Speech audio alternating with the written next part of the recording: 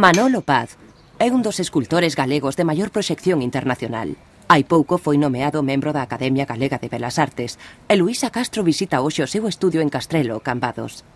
As súas esculturas, a pedra, a conexión coa infancia, os recordos, a expresión dun artista con obra por todo o mundo. Hoxe en primeira persoa, Manolo Paz. Manolo, moitas gracias por recibirnos no teu lugar de Castrelo, neste lugar que estamos agora. Aquí en Castrelo, lugar das Quintáns. Aquí mesmo. Gustaríame saber que recordos tes daquela época, como vivías aquí? E ata que edad viviches aquí? Bueno, cada vez que vou aí a buscar, bueno, eso que forma parte de mí, que sempre está aí, que aquí en Illoconte, pois non... O que eran os pueblos antes, que eran comunicativos, había vida, había que ir cortar o trigo, a cebada, e todo isto, e se compartían moitas cousas.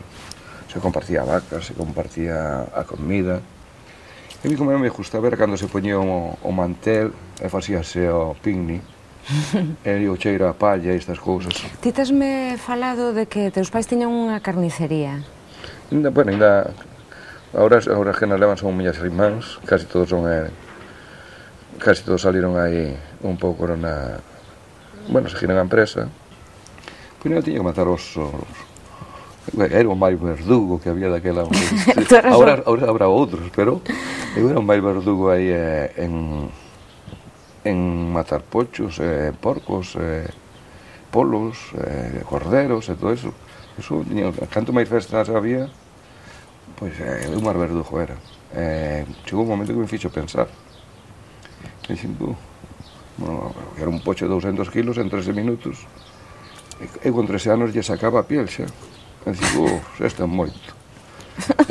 Que máis récords vou a facer aquí isto? Os 13 anos empezou a impresionar? Non, eu botín hasta os 17, porque fui aguantando. E aos 17 anos marchín a explorar outro mundo. Pero ti crees que ese contacto co mundo dos animais e da carne e do corte, non? Da arte cisoria que se chamaba. Sí, o que é o dergués, o de especie e todo isto. Todo iso que te preparou a cabeza para ser artista. Valeu, estas cousas sempre valen, porque despois eu, cando teño que pasar clásico, teño que estudiar a anatomía, bueno, saber o que é a anatomía. Pero a que te querías dedicarte cando eras rapaz? Eu, cando era un rapaz, eu quería ser torero ou escultor. Desde sempre? Sí, desde pequeno. Desde pequeno? Sí, mas que o de torero o tiña complicado. Pero, sin embargo, tiña outras ventajas que conocía os animales, porque estaba sacrificándose todos os días, casi todos os días. Mira, fálase da antiga técnica dos canteiros galegos, dice que ti és un maestro e un continuador. Cal é esta técnica? Existe unha técnica específica da canteiría galega con respecto a outros canteiros? Hai... O canteiro gallego, polo regular, colle moitos conocimientos, porque ten que traballar con moitas pedras e cada pedra é distinta. Non é como a pedra caliza, todo isto, máis ou menos ten unha... é máis uniforme. E aquí, pois, é unha pedra durísima, outra ten un andar atravesado, e tal, e claro, pois, acabas collendo moitos máis conocimientos do que son os minerales na terra, non? Eso fai diferentes aos canteiros galegos? En certa parte, sí, porque están preparados para todo.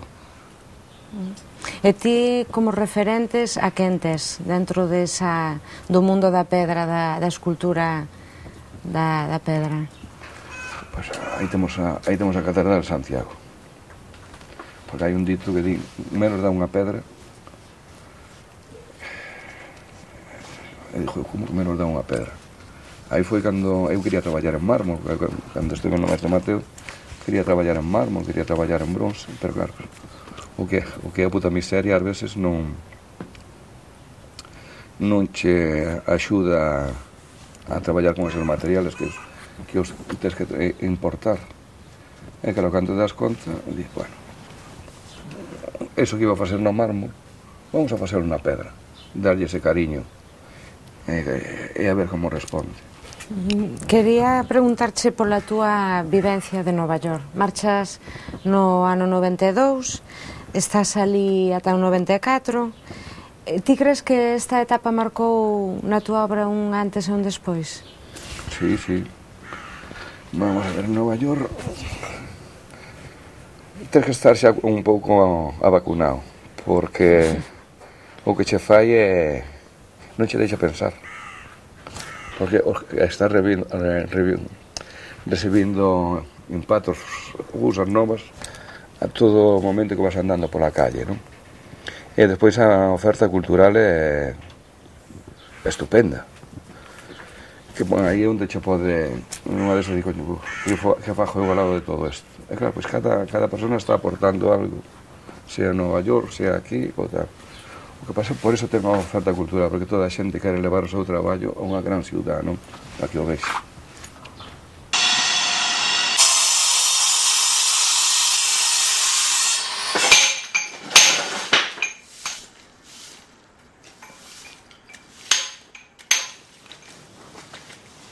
Bueno, vou poñer o traxe de traballo.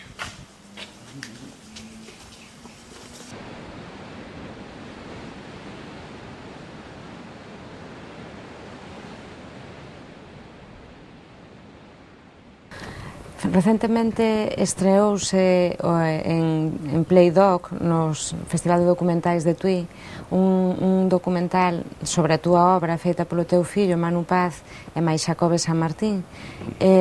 Aí aparece unha imaxe túa que case pareces un ciruxano, coa bata blanca e co... Ti, bueno, unha imaxe que eu cando a vin casi como que me asustou, non? Porque parece que dache un susto ver aquel home operando unha pedra. Ti crees na arte como curación? Ten moitas cousas que pode axudar a ver cousas que a xente non as ve. Pero, sin embargo, te pode levar a disfrutar de outras cousas que nunca te imaginaste que estaban aí. É o que nos pasan os artistas. Hai cousiñas que están aí e a xente pasa polo lado e non sabe nin que existe. Sin embargo, pois teñen un certo valor pois, na vida, non? Xa para rematar, Manolo, gustaríame coñecer as sensacións que che produciu verte nas mans do teu fillo con este maravilloso documental sobre ti e o teu traballo. Bueno, aparte... Vicheste retratado nel? Sí, hai cousas aí que realmente non son eu solo, porque realmente é a xente como me veu a xente tamén, pero xente que me conoceu desde que realmente eu non falo neste documental. Quen fala, hasta falas ti. Algo.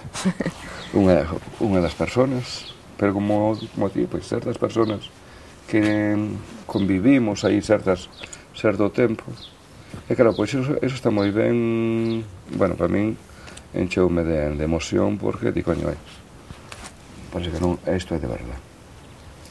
Claro, pois enriquece porque é algo que queda aí, e di, coño, pois a xente tampouco non olvida, Eso queda para a historia, non? Moi ben. Bueno, pois moitísimas gracias, Manolo. A vos, a ti, Luisa. Enseguida.